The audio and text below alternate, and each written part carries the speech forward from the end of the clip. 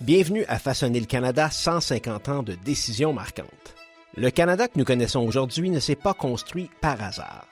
Argument par argument, jugement par jugement, il a été façonné par le droit au sein d'un système de justice unique, né de la rencontre des systèmes britanniques et français et qui intègre désormais de plus en plus les traditions autochtones. Dans cette série, nous soulignons le 150e anniversaire de la Cour suprême du Canada en décodant les grandes décisions qui ont défini nos droits, nos libertés et notre identité collective. Droits criminels, droits autochtones, partage des compétences, des arrêts qui ne sont pas que de l'histoire ancienne. Ils façonnent encore notre quotidien. Je suis votre animateur Hugo Martin et à travers des rencontres exclusives avec les 9 juges de la Cour suprême et des experts constitutionnels, nous explorerons le contexte de ces jugements, leur impact et leur résonance aujourd'hui.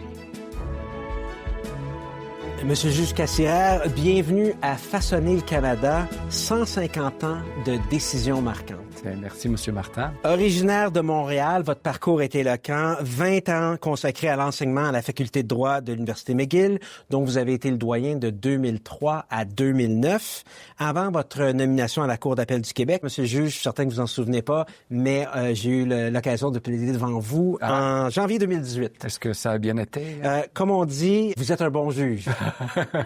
Votre cheminement vous a ensuite mené en septembre 2019 à la Cour suprême du Canada, où nous nous trouvons aujourd'hui.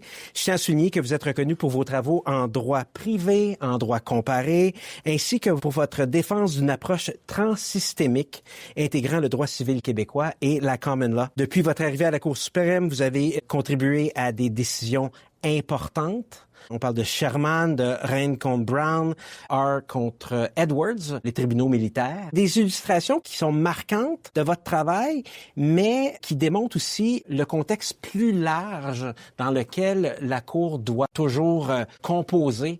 Votre expérience, votre approche du bijuridisme, de l'approche transsystémique, comment ça vous amène à contribuer à la Cour suprême et à faire avancer la société canadienne? Bien, il faut dire que la compétence de la Cour est telle qu'on est tous généralistes. Alors, on est tous appelés à faire du droit criminel lundi, du droit militaire mardi, du droit administratif vers la fin de la semaine. Alors, ça change beaucoup et la provenance des décisions dont appel, c'est de partout au Canada. Alors, forcément, un juge amène son bagage personnel. Et dans mon cas, comme vous avez dit, j'étais professeur d'université, j'ai pas de galon sur la manche, je n'étais pas grand plaideur. J'ai vu la juge Côté qui était ici à quelques instants, qui était vraiment une grande experte du prétoire. Alors, à l'université, qu'est-ce que j'ai fait? Je suis privatiste, ça veut dire quoi? Donc, j'ai enseigné le droit de la famille, le droit des obligations, le droit des biens. Mais ce qui est un peu particulier, c'est que j'ai eu le bonheur de l'enseigner en droit civil, c'est-à-dire le droit fondamental applicable au Québec, et dans la tradition de la common law, qui est le droit d'application générale dans les autres provinces canadiennes. Et justement, ça fait partie du regard que je porte sur tout ce qui passe à la Cour. La Cour elle-même, à partir même de sa situation géographique, nous interpelle sur le bijuridisme, comme on dit, c'est-à-dire la cohabitation du droit civil et de la common law. La Cour est située aux abords de la rivière des Outaouais, par la fenêtre de la salle de conférence des juges. Les juges ouvrent la fenêtre et voient Gatineau de l'autre bord de la rivière. Donc, les juges sont assis dans un immeuble de common law et ils regardent des immeubles de droit civil de l'autre côté et, paradoxalement, sur une rivière qui relève du territoire traditionnel des Algonquins, des Anishinabés, de sorte que les grandes traditions juridiques canadiennes sont visibles pour les juges de la Cour à partir de la fenêtre même où ils prennent leurs décisions. Il y a 3 formes de propriété qui sont visibles de la fenêtre de la Cour. Il y a la propriété de la common law, real property. C'est la couronne qui est le véritable propriétaire de tout. On a des droits qui relèvent de la couronne en common law, mais en droit civil, la propriété romaniste du côté de Gatineau, où on a un droit direct dans l'immeuble, sans passer par la couronne. Et pour les peuples autochtones une conception de la propriété qui ne relève ni du droit civil, ni de la common law, mais d'autres traditions juridiques où, certains spécialistes le disent, le rapport avec la terre relève en partie du spirituel, tout autant que le matériel. Alors voilà, un juge de la Cour doit composer avec ça et c'est ce que je fais. On est 9 avec des bagages différents, mais avec les mêmes dossiers. Si on extrapolait tout ça vers la décision Sherman, comment on pourrait arrimer ces traditions-là? Le dossier Sherman, il y avait un drame derrière, un couple prospère à Toronto qui ont perdu la vie dans des circonstances suspectes, nébuleuses. Et il y avait donc des litiges autour de cela. Et la question se posait, est-ce que les proches de la famille pouvaient garder de l'anonymat dans les débats judiciaires? Nous avons un principe en droit canadien, quelque chose qui chapeaute le droit civil et la common law au Canada, de la publicité des débats judiciaires. Donc, tout est public. Et l'idée, c'est que si tout est public, la transparence va amener à la justice et ça va être plus juste pour tous. On n'aime pas les procès secrets au Canada. Alors, la famille disait, OK, principe de publicité, mais il doit y avoir des exceptions. Et exception serait quand ma vie privée est atteinte et que dévoiler mon nom ne sert pas à grand-chose, est-ce que je peux garder, malgré la publicité des débats, garder l'anonymat? Et la Cour donc devait décider, est-ce qu'il y a exception à ce principe général qui est quand même ancré dans la Charte canadienne des droits et libertés et dans la Charte québécoise. Alors, de quelle manière est-ce que le bijuridisme m'a aidé dans la rédaction des motifs de ce jugement? Mais il se donne qu'au Québec, il y avait une reconnaissance assez robuste, non seulement du droit à la vie privée, mais de la dignité humaine.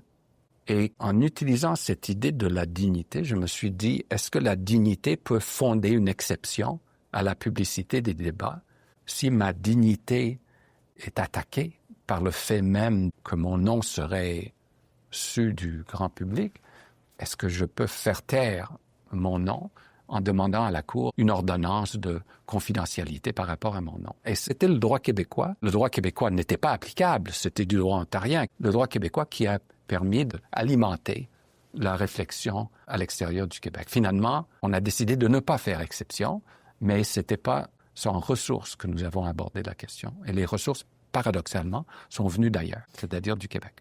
Les grandes traditions juridiques, le droit civil, des racines françaises, une nature codifiée, et la common law, l'héritage anglais, fondé sur le précédent. Vous avez mentionné, ma carrière de professeur et de juge s'est inscrite dans ma passion profonde pour le droit privé québécois en raison de la beauté pure de son expression au Code civil, de la doctrine et de la jurisprudence dont il est la source, ainsi que du lien qu'il entretient avec l'histoire du Québec et les faits sociaux contemporains. Le droit civil, par opposition à la common law, c'est une autre façon de regarder le droit, d'appréhender le droit. Les grands philosophes parlent d'une épistémologie. C'est une façon de voir le monde qui est différente. Et ce qui est propre au droit civil au Québec, c'est les principes généraux du droit sont inscrits parfois dans un code, c'est le cas du Québec, parfois dans des grands principes qui ne sont pas codifiés parce que le droit civil n'est pas codifié partout. L'Écosse, par exemple, d'autres pays n'ont pas de droit civil codifié, n'ont pas de code civil dans la tradition française qui est la nôtre. Mais il y a une place importante accordée en droit civil à la doctrine, au développement des principes loin des faits. Ce qui fait le contraste avec la common law où c'est le fait qui domine, c'est le juge qui domine, c'est la solution du problème qui est vraiment le point le plus important. Moi, j'ai toujours adoré le droit civil pour sa beauté d'expression, son esthétique. Là, littéralement, là, j'ai toujours apprécié ça. Ça ne veut pas dire qu'il n'y a pas de beauté dans la common law, mais ça provient d'ailleurs. Ça provient du problème qui donne lieu à l'expression du principe, plutôt que le principe qui offre une solution au problème. C'est deux façons de voir le monde. Vous cherchez à faire dialoguer ces deux traditions-là? Alors, c'est un peu malcommode pour un juge. Aller chercher ailleurs, aux dépens peut-être du droit applicable. On se dit, non, ce serait injuste de faire des folies et de ne pas rester à l'intérieur du cadre fixé par la loi. Mais les bonnes idées viennent parfois d'ailleurs. Et ça, c'est la richesse de la Cour suprême parce que nous avons autour de la table 9 juges avec 9 backgrounds différents qui proviennent d'endroits différents du pays et apportent leur expérience personnelle, leur connaissance du droit différent. Alors, le dialogue se fait, oui, à l'intérieur même de la Cour entre les juges. Comment les multiples traditions juridiques et cette approche intégrée-là enrichissent-elles concrètement les délibérations entre les juges et votre dialogue qui est essentiel envers la société canadienne? Il ne faut pas négliger le fait que le dialogue n'est pas une danse à deux. C'est-à-dire, il y a au Canada des traditions juridiques de droit civil et de common law, et la Cour suprême qui a une mission institutionnelle de les intégrer dans ses travaux. On entend des dossiers du Québec et de l'extérieur du Québec. Mais le défi principal, me semble-t-il, pour l'avenir, pour la prochaine étape de l'histoire de la Cour, ça serait d'intégrer non seulement des deux grandes traditions occidentales, mais aussi les traditions juridiques autochtones. Et ça, c'est un très grand défi pour la Cour et pour les juristes canadiens de façon générale. Ça serait comme une troisième façon de regarder le droit qui amènerait peut-être des solutions, des interrogations qui ne sont pas les mêmes. L'histoire des 150 ans de la Cour par rapport aux traditions juridiques a connu des hauts et des bas.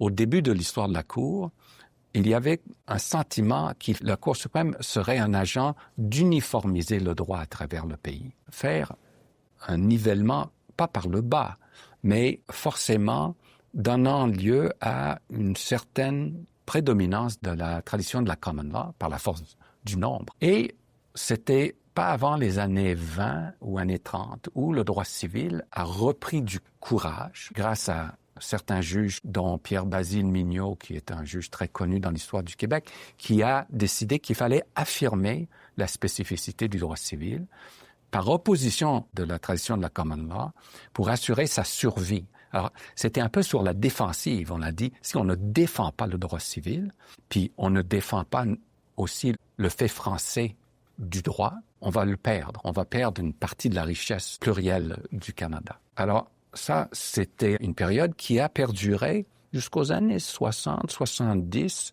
peut-être même plus loin.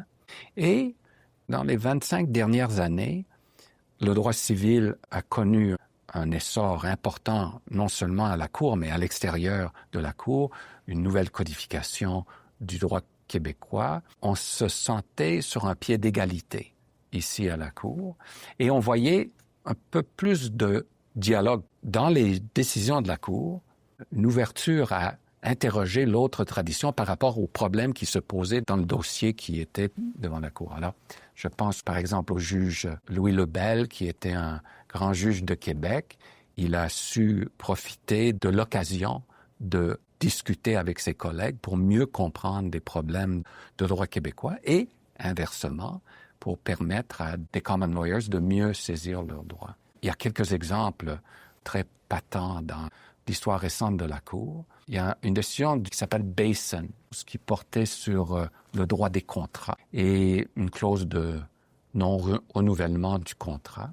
Dans un jugement unanime, le juge Cromwell, qui est un juge de la Nouvelle-Écosse, a puisé dans le droit québécois où il y avait une grande ouverture au principe de la bonne foi dans l'exécution du contrat pour ouvrir la porte à l'application d'un principe général de bonne foi dans la common law et dans ce dossier, un principe d'exécution honnête des contrats. Alors, c'était une décision qui a eu un impact non seulement important au Canada, où le droit civil québécois a pu alimenter le droit canadien, mais aussi à l'extérieur du Canada, dans le Commonwealth. Basin est un arrêt très, très connu, cité, et ça provient, je pense, de ce regard particulier que nous avons ici à la Cour. Parfois, les civilistes craignaient cette influence de la common law, puisque la common law était tellement présente, et sur un banc de 9 juges, 6 ayant une formation de common law, on craignait un peu l'importance de l'influence. Donc, on cherchait à garder ça à distance. Mais il y a beaucoup d'exemples où la common law a su profiter du droit civil, mais aussi le droit civil a su profiter de la common law en matière de relations de voisinage, par exemple. Encore une fois, le juge Lebel. Dans les principes portant sur l'enrichissement sans cause. Au Québec, on cherchait une assise pour ça. À l'époque, le Code civil du Bas-Canada n'avait pas une reconnaissance pleine et entière de l'enrichissement sans cause. Un grand arrêt qui s'appelle Compagnie immobilière Vigée, le juge Jean Betts a affirmé, au grand étonnement de beaucoup de juristes du Québec, que tout le droit civil ne se trouve pas dans le Code civil. Et il est allé chercher du droit à l'extérieur du Code civil. Il est allé dans le droit romain, dans le droit français, et par la suite, l'esprit de Vigée a permis aux juristes du Québec, parfois avec des précautions qui s'imposent, d'aller chercher s'il y avait peut-être des idées dans la common law aussi. Malgré l'importance de son rôle dans le développement canadien, il n'y a que 9 personnes autour de la table. Alors, pour représenter le pluralisme canadien, c'est un défi. Mais je dois dire qu'actuellement, je suis très optimiste. Je vois autour de la table, par exemple, une cour qui est à son niveau de bilinguisme peut-être le plus poussé dans l'histoire moderne de la cour. Tous les juges parlent français et anglais avec aisance. Nos 2 nominations les plus récentes, une franco-albertaine et une franco-ontarienne, les juges Moreau et O'Bonsawin, apportent ce regard sur la common law à travers la lorgnette de la langue française, qui est très originale pour le Canada, le développement de common law en français. Alors, le bilinguisme est très fort. On n'entend pas beaucoup de droit privé à la Cour. C'est à peu près 25% des dossiers sur le rôle de la Cour. Et de ce quart, seulement un tiers, même moins d'un tiers sont du Québec. Les occasions ne sont pas nombreuses, mais je trouve que la Cour est bien positionnée. Un défi qui s'annonce devant nous, c'est quelle place la Cour va accorder aux traditions juridiques autochtones. C'est une zone, non pas d'incertitude, mais d'exploration qui reste devant nous. L'avenir nous le dira. M. le juge Casira, merci d'avoir partagé vos connaissances et votre expérience avec nous et nos auditeurs. Merci, M. Martin. Merci d'avoir été des nôtres pour cet épisode de Façonner le Canada, 150 ans de décisions marquantes. Comme nous l'avons vu aujourd'hui, le droit n'est pas statique, il est vivant. Chaque décision de la Cour suprême ajoute une pierre à l'édifice de notre société. Pour consulter les arrêts discutés et en savoir plus sur nos invités, rendez-vous sur façonnerlecanada.ca et parcourez les notes de l'épisode. Abonnez-vous sur votre plateforme de balado préférée pour ne rien manquer de cette série soulignant le 150e anniversaire de la Cour suprême du Canada. Merci à tous ceux et celles qui ont contribué à ce projet, notamment la Cour suprême du Canada, le très honorable Richard Wagner, juge en chef du Canada, les honorables Nicolas Casirère, Suzanne Côté, Andromaque Karakatsanis, Sheila Martin, Malcolm Rowe, Mahmoud Jamal, Michel O'Bonsawin, Mary Moreau, les professeurs Louise Langevin, Jocelyn Downey, Carrie Frock, Naomi Metallic, Karen Drake, Denis Nadeau, Félix Mathieu, Éric Labelle-Eastaff, Marcus Moore, Joel Backen, Howie Kislowitz, Richard Moon et François Tanguy-Renaud. Merci aussi à Maître Michel Lebrun, Mesdames Sandrine Raymond, Laurence Laperrière, Laurence Thériault, M. Peter Warren et la productrice Madame Constance Saint-Pierre. Ce projet a été rendu possible grâce au gouvernement du Canada. Ici Hugo Martin et je vous dis à la prochaine.